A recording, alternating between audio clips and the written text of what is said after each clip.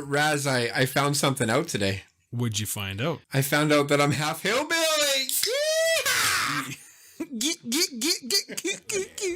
Turk, how you doing? I'm doing great. I can't believe we're already into 3 episodes of our Halloween genre type films. It kind of really makes the month kind of feel a little more special. It does. Yeah, I'm excited. I'm getting excited for Halloween, so Me too. let's do this. How are you? You don't look parched anymore.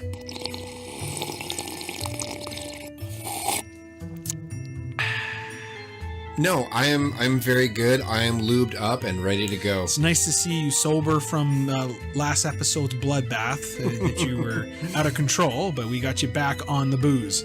Yes, I am back with a vengeance.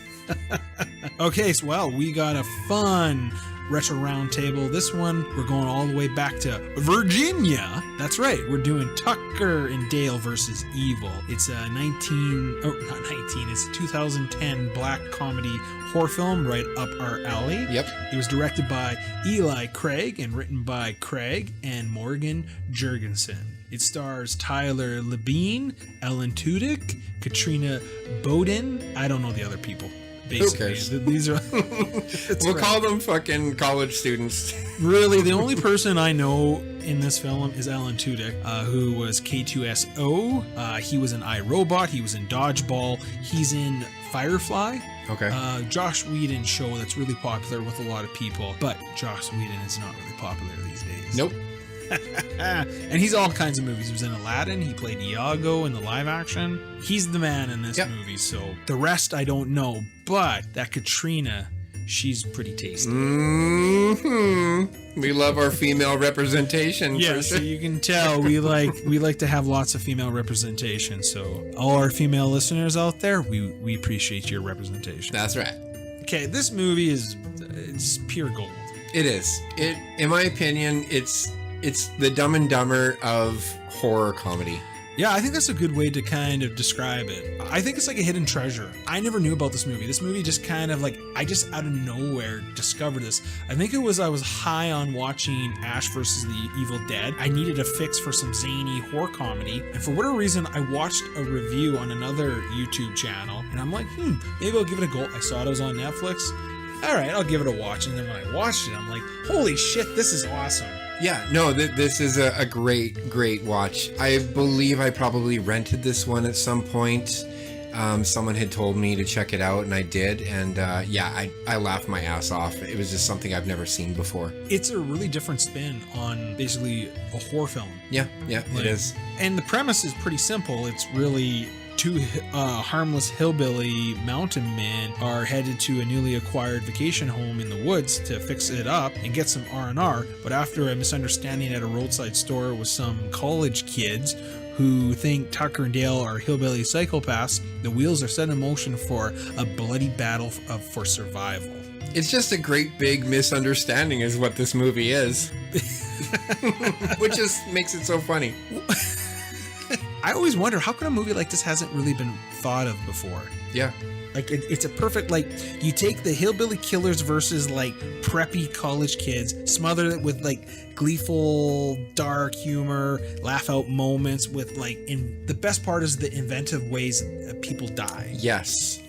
Or just, the pure zaniness and, the disregard. Yeah. There's definitely some social comedy here, and one of the big things, it has a little bit of heart.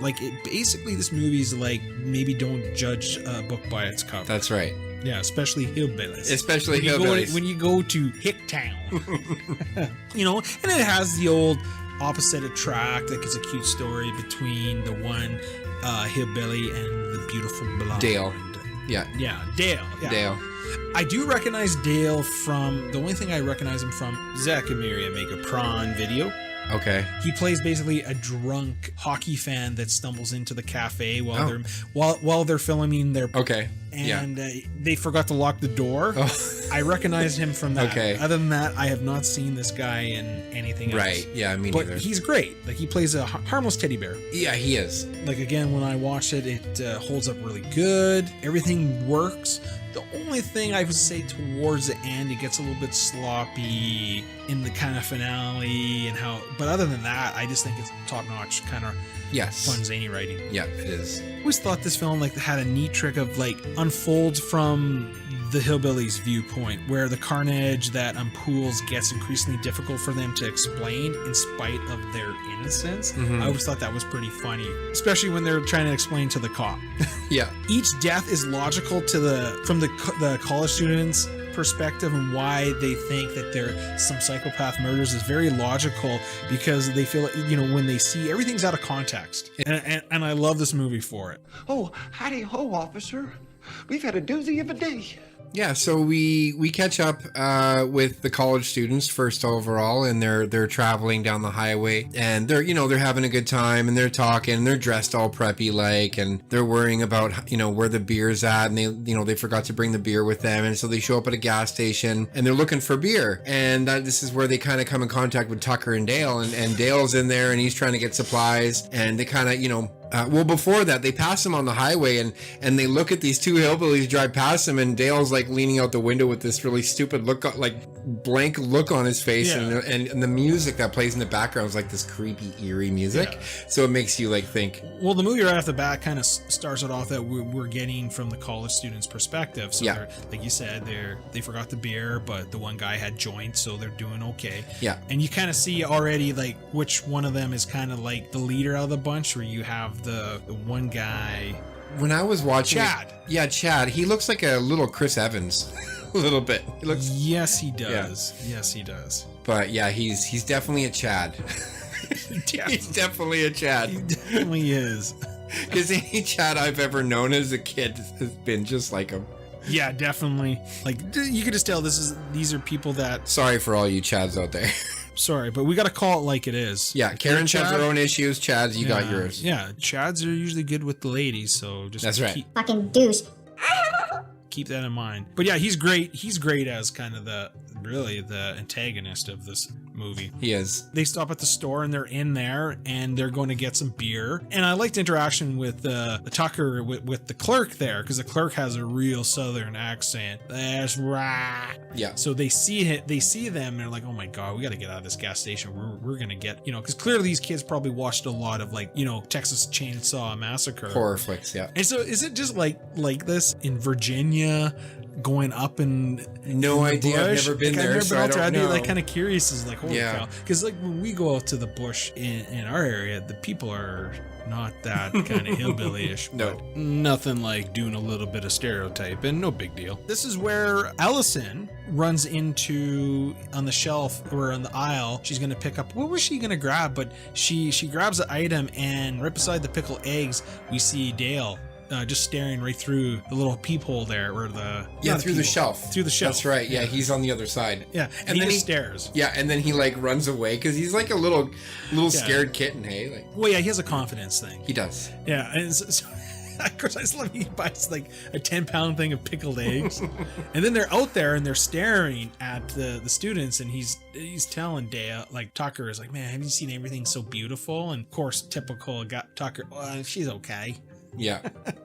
So yeah, he's telling him like, if you want to go talk to her, go talk to her. He's like, no, I don't think I will. And he goes, no, you need to, you got to man up and, go talk to her. So Dale saunters over there with a fucking sickle in his hand. I don't know where he got this sickle from, but he's walking like slowly and his hat sideways, and he looks like, really hillbilly-ish, and he's walking with the sickle, and he just stares at them. And then he's acting weird, eh? He acts weird. And he starts giggling. He giggles like in a dynamic way or demonic way. Like, and and then they're like, shit, let's get out of here. Yeah, they're like, let's get out. Like the one guy, Chad, is like, does a little bit of kung fu stance. He's like, leave us alone, man. Yeah.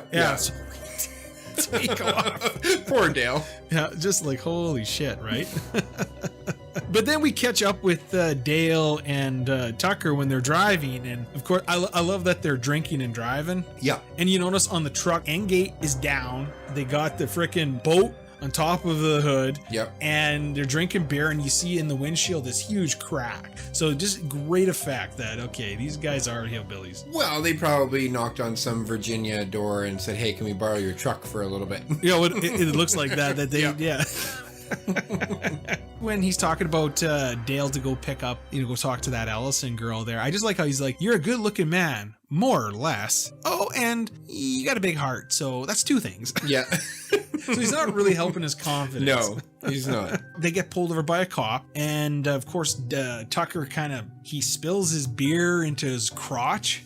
Yeah, so Dale's like leaned over. But why is Dale leaning over? Like, why is he? Because I'm trying to pick it up. Because the cop's coming, I guess, to hide it. Whatever. Well, why didn't he just hand the beer to Dale? I don't know. But he went in there head first. But then he got stuck. His shirt got stuck. And so then when he pulls up, his shirt comes off. Looks like he was giving a med. It looks like he's a little... it looked like something was in his gullet. That's right. And of course the cop is just weirded out. Yeah. Just like, you guys, and of course they don't help things, eh? And this is good because it sets up throughout the whole movie that them trying to profess their innocence, it doesn't work in their favor. No. So, but the cop, but we do kind of learn that the cop, where they tell him, like, we won this vacation home. And we learn, and we're going up there. And he tells him, well, my buddy's having women problems, so I think he needs time with the boys. And the cop's like, I bet you do. Yeah. I wish I knew how to quit you. Shove something in there, Eve. But he pulls him over because he had a busted turn signal. Does he mean like the lens, or did he make a turn and not signal? But they weren't turning; they were just driving. No, on they're the driving highway. straight, right? So maybe it was just the lens, I guess. Whatever. We'll assume, right? Here you are now using logic. I'm analyzing. This is a movie. Yeah. This is a movie, Turk. I'm analyzing, okay? You're analyzing? Yeah. Okay. Well, isn't there only one analyzer? Yes, there is. Stay on target. Anyways, they survive their cop. The cop lets them go, and he tells them that place where you're going is evil, basically. Yeah. Okay, as we learn. Yeah. And then they go up there, and the cabin looks like the cabin from, to me, Evil Dead. I don't know if the aesthetic of it was done by design, but it looks like the cabin in there, and it's just run down. And of course, Dale's like, it's beautiful. Yeah. It's like a mansion. And then they're touring inside, and it looks like it might have been a serial killer's place. And like, oh, look at the news clippings. And oh man, this guy must have been an archaeologist. Yeah. There's bones everywhere. There's bones everywhere. It looks like someone was keeping track of their dastardly deeds. Yeah. So I think then eventually we cut to the college students, and I think they're just setting up, and they're sitting there, and they want to tell like ghost stories. And so then of course Chad pipes up and says, I'll tell you a story. The Memorial Day Massacre. That's right. When hillbillies attacked his parents 20 years ago. That's right. Yeah. So basically just telling them how gory it was, and one person survived and they never found him. And yeah, it creeps everybody out. And you kind of learn in like that scene, like how like big everybody is, except Allison and Chad, but like the rest of them, you can tell like they're fish out of water up there. They are. Which is interesting. Why did they decide to go up to some big backwater like countryside lake to go camping? Because college students, that's why. They don't think when they do things. Good point, Turk. Who knows? Okay, well, but then at that point, it gets dark out there. They decide to go skinny dipping. With clothes on. The girls wear bra and panties, and the boys wear boxer shorts. Yeah, so it's skinny dipping, all right. It's well, maybe it's half dipping. Yeah, sure. Yeah. Well, it could be. Not too far away from them, Dale and Tucker are doing some nighttime fishing. Okay, and this made me kind of think, where they are, don't they have to still buy fishing permits? We don't talk about that. And they're fishing at night. Yeah. I don't know how it works out there. Me neither. But anyways, they're fishing at night, getting drunk. Yeah. But they're down to their last beer. But of course they see, why did Ellison, I'm wondering, everybody's kind of dipping into the water, the crew, together in the same vicinity, but her, why is she alone on like a big rock? Taking her clothes off Taking her clothes off seductively in the moonlight. Because the movie needs it. Well, I'm glad it did, because I of course enjoyed that, but who didn't? Just the logic. Of course, then Dale and Tucker's, he's not really, because he's good with the ladies. Yeah. But Dale, and so they're staring at her, and then don't they kind of distract her? Yeah, and then she falls and hits her head. And then Dale's like, she ain't coming up. No, they took their sweet ass time to get over there. Yeah. And then, of course, Dale saves her. Then, right at the best time as the crew is looking for her, they see her being put into the boat by the hillbillies. Right. So they think she's being kidnapped. Yeah. And their interaction has been nefarious with Right. them. So, this is where things really head into some wild shit. Yep. Okay, so they think she was kidnapped by these guys, and they're going to do, who knows to her. I mean, who wouldn't? Uh-oh, we're going to get canceled. But then Allison wakes up in their place. Dale's trying to bring her pancakes, and of course he doesn't know how to talk to girls. Yeah. Because, he has inferiority complex issues. Yes, he does. Meanwhile, the college kids arrive, they decide to talk that Allison, they want to rescue her from her psychopathic captors. This kind of sets in motion that Chuck runs away. So the one guy goes to get the police, while the rest of them are going to go and raid the cabin to get Allison. But of course, Tucker's out there. He's chainsawing wood, but inside the wood was a beehive. A beehive.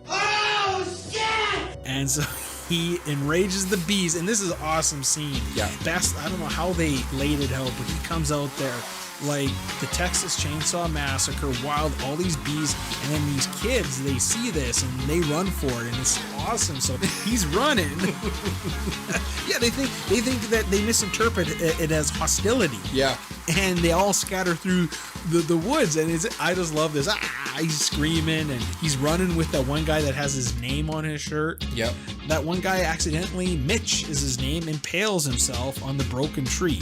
And Yeah, because they weren't paying attention. He wasn't paying attention. They were looking at each other as they're running in the woods, and he's looking sideways, and he didn't see that he was about to impale it, so he just ends up on the end of the branch, like all the way through. all his the body. way through, Yeah. And then the bee lands on his nose. Yeah, he's like, and it's like he's in dreamland when that's happening, because he's all like, he's dying, and the bee is like buzzing around his nose, and he's kind of like slowly looking at it. Oh my god, it was so funny. So he's down, and Tucker doesn't see where this kid or anything. So the kids there, they decide, okay, we gotta do something. This is about survival. So Chad now has a meeting with the surviving people. It's like, this is about our survival, because he's all for, like, let's fight fire with fire. Yeah, with these, he's like so ragey. The rest of them just want to they want to get out of there. Like the one guy with the dreads, like he's like, I think he's the biggest puss out of the bunch. Yeah. Like he kind of is, because even the Barbie type girl, she had the worst shoes, but she still tried to get in on the action. But I'm a Barbie girl.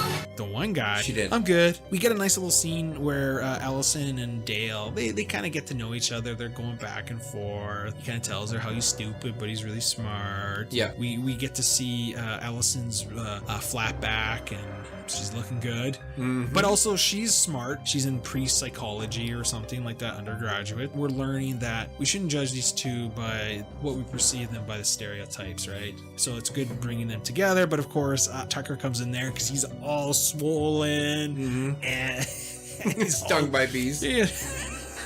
How he grabs the beer and he just pours it on his face. Yeah. I guess apparently that was an ad lib. Yeah, apparently I read that too. Yeah, that's right. College kids come back to the cabin and they see that Dale and Allison are digging. So they presume that she's digging her own grave. And then, of course, they're hearing their dialogue out of context. So he's like, hey, get out of there. So they think something's going to happen. So one of the kids attacks. Yeah. Dale sees him and then he hits Allison with the shovel. She falls into the hole. And the other guy, by accident. By accident. Yeah. And Dale falls into the hole. And the one guy falls onto the like a spear type. A spear.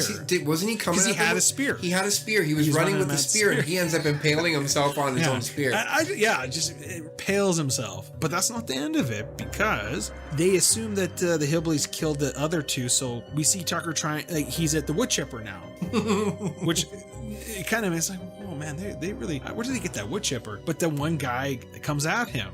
I love how he jumps head first. Oh my god! Yeah. You just know what's happening. Yeah. And he's trying to get him out there. He's holding on to his legs. He's getting sprayed with blood. And he's trying to pull him out. And then the other college people, they see that, so then again, everything's out of like. They think he's pushing him in. Pushing him in there. Yeah. They're trying to get him out, but he's done. There's only his torso, but he's like, "Are you okay?" I think he's. I don't think he's. I think he borrowed the woodchipper from a friend, because I remember when they were eventually getting the body out, and he's like, "God damn it, he's gonna kill me for wrecking this thing." Yeah.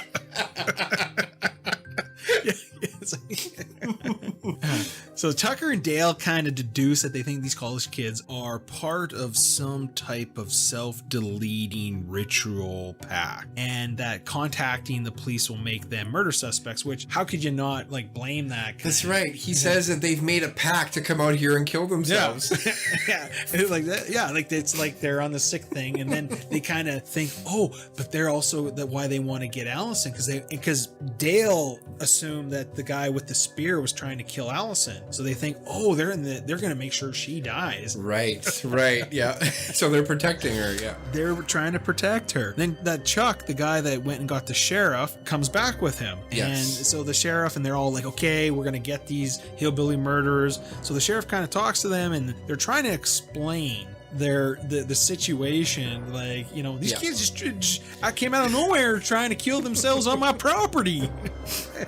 and of course Dale is not really good help, because he kind of outs them on certain things. Like he basically says, oh yeah, and we took this girl. Yeah. Like he basically saying we kidnapped her, and like, oh boy, Dale. Yeah. You know, but the cop goes in there, and then this was a gag that paid off earlier with the beam. The loose beam, which they didn't fix. Didn't they say they were going to fix that when they first noticed that? They did. They never did, eh? No. So they're telling the cop, and the cop's like, you guys out of your mind. Who would blame you? And he starts kind of going on a rant on them, and then he leans on it, and they're like, no! Boom! The beam. With nails sticking out the end. Oh. Hits the cop in the forehead. Yeah. So then this piece of wood is stuck to the cop's forehead, and he's stumbling out the cabin, and he's trying to make his way to the truck, and then the other college kids are inside the police cruiser, and he gets in there, and they're screaming because this wood thing is stuck to his forehead, and he's bleeding all over the place. He's trying to go on the two-way. Yeah. My God. So yeah, they think, oh, these guys they're murdering the cops too. Yeah. And then Chuck there sees that the gun, so he grabs the gun, but it's on, the safety's on, of course. Kind of hard to Dale's like, oh, you gotta take that off right there. It helps him. Of course, the gun goes off right away. And, well, he turns the gun around and he faces it towards himself, and then takes the safety off and pulls the trigger. Hey, you know, college kids, they overanalyze things. Holy shit. Yeah, so he's down. So now we got 2 more murder. Yep. Oh shit. The evil guy, Chad, reappears and attempts to like shoot Tucker and Dale, but manages to capture Tucker, who he basically cuts his 2 fingers off. Yes. As a trade. And he kind of tortures him a little bit, and you're starting to see who this Chad really is. Dale gets the message, and he sees it, and he's like, oh no, they cut his bowling fingers off. Oh shit. So Dale has to now rescue, but you notice through this whole time, the only person Dale is really concerned about is Allison. Yep, like, that's it, just Allison. Just Allison. Yeah. Like Tucker is close as a second, but when it comes to Allison, he's in love. Yeah, he is. I love you, sugar. He finds Tucker and cuts him down because they set a trap for him, which I don't know what they were thinking was going to happen, but you figured they would ambush him. Well, I think they were thinking that trap, that one spear that just missed his crotch when it hit the ground. I think they were hoping that would have got him, but it didn't. But it missed him. So, but they weren't nowhere to be around. They weren't. No, I don't know where they were. You figure they'd be there to see it, to confirm that they got him. I guess. But anyways, they're scared, right? They're confused. But yeah, so it missed his little winky. Oh yeah, this is where he says, "I'm glad I'm not hung like a bear." Like a bear, yeah. And also, and this time it pays to be a little bit stubby. That's right. You know, he gets Tucker down, and Tucker's with them, and then they basically try to reason out the situation, and they invite them back to the place, and everybody shows up, and to have a sit down. Yeah. And Allison kind of tries to explain to everybody, but they kind of deduce that she has Stockholm syndrome. Yes. She's in love with her captor. Yeah, she's in love This time we learn that Chad was told by his grandmother that his father was killed in a Memorial Day massacre and his mother was a lone survivor. So then Jason and that Cole break in to save everyone. Yes. And a fire breaks out. What did he have when he came in with it wasn't like a chainsaw, but he came in and he went after Tucker, and he ducks, and the one girl that was a whippersnipper. Yeah, he came as a whippersnipper. Yeah. It happened so fast. Yeah, that's right. Yeah, he basically he whippersnips her face. She doesn't die though there. She doesn't die. No. Who who threw like the match or whatever at the dreadlock guy? I don't remember. Yeah, but he catches fire, and of course that Chloe tries to throw some water on him, but wasn't that kerosene? It wasn't water. It wasn't water. So it's more flammable. Fire. Jesus. Oh man. Oh yeah. Yeah. College students don't go camping. Yeah, especially Virginia country. So Tucker and Alice, Tucker, Dale, and Allison escape, but Naomi, Chloe, and Jason, they all die. Of course, Chad gets really insanely scarred. Like, he looks like Two-Face. Yeah, he does. Yep. But of course, they're driving away, and Dale drives into a tree. A tree. Yeah, because he's not looking. He's not looking. Yeah.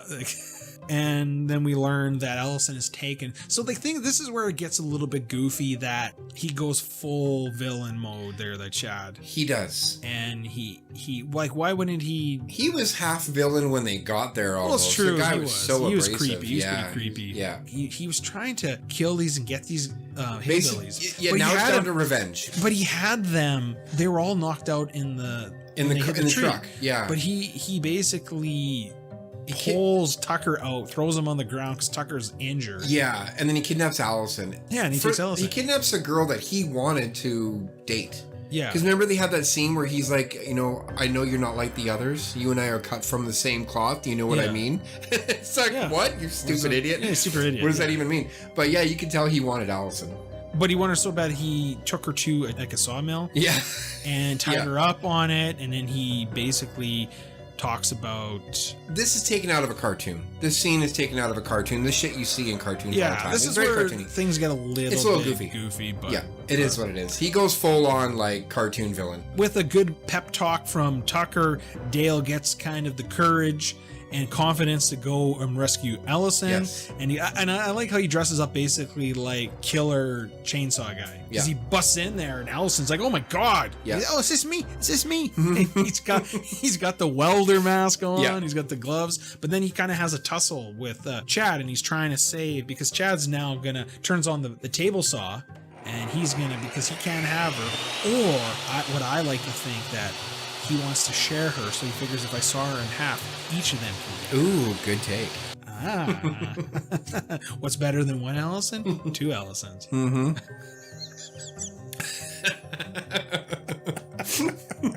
Anyways, they have a fight, and he just in time he throws the hatchet. Yeah, it cuts the rope.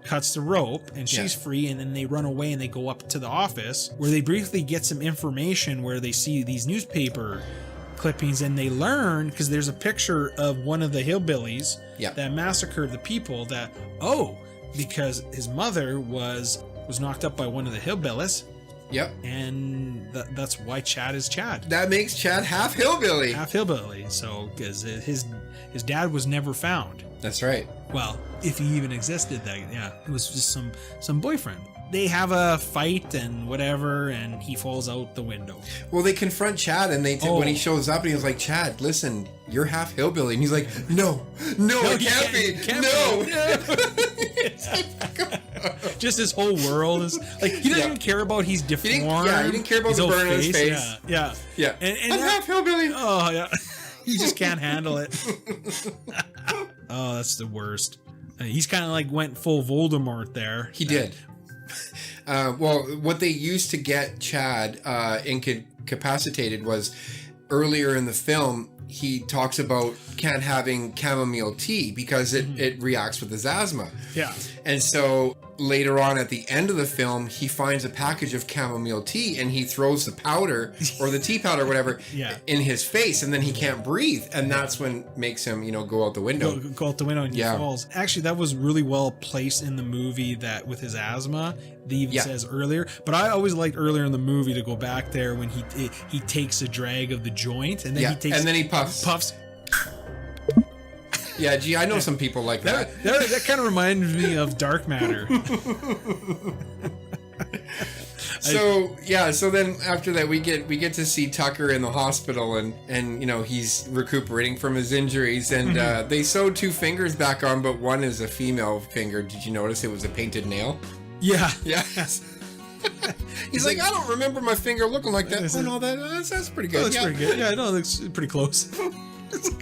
Got a red fingernail. Yeah. Yeah. And then he's talking about what's happening with him and Allison. And of course, Dale's trying to play it off. But then he's like, Yeah. we're going bowling. Yeah, they're going bowling. And it kind of makes sense because as we learn with Allison, she grew up on a farm.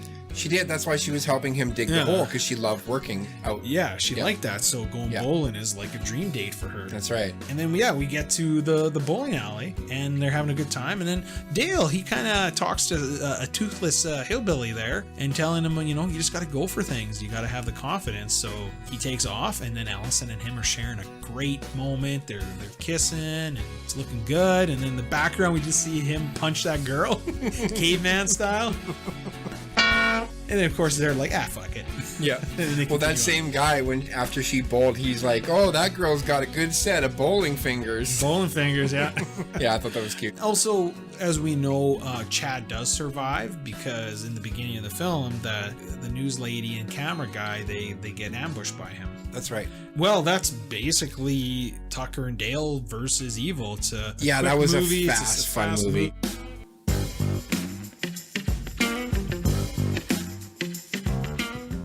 It's time for Did You Know? Raz, did you know that this film was shelved for over 3 years before it was finally released? No. Turk, did you know a special feature on the DVD plays the movie from the college kid's perspective, in which Tucker and Dale are murderous villains? Definitely would like to actually check that out. That'd be cool. Did you know that when Dale is making breakfast for Allison and putting the bacon on the plate and arranging the flowers in the tin can, the flowers are healthy and freshly cut and standing up straight. But in the next scene, when Dale walks through the door to give that tray to Allison, the flowers are all wilted and drooping. So I'm sure they probably shot the scene quite a bit later. Probably. Yeah. So it shows you their care for those plants. That's right. Turk, did you know Alan Tudyk came up with the idea to pour beer on his face to treat the Tucker's beer stings? That looked like it had to be kind of off the cuff, just the way it was done. Like, So good, though. yeah, it was So good. Yeah. We have had a doozy of a day. A real doozy. Every time I've watched it, it cracked me up. Especially kill count gets me every time. Yeah. Because like if you counted the deaths, like really like as soon as the movie starts, 12 minutes, 25, it's just deaths left and right. In some ways, I wish there was more. I know, because it was just getting so was funny so and funny, yeah. inventive, because like you said, the different Yeah. ways they died was funny. Because I think the first time I saw it, I thought there was way more kind of like massacres, but there's not as much, but still enough to hilariosity of it is what gets me. Like like it's absurd. It is, but it's a fun watch.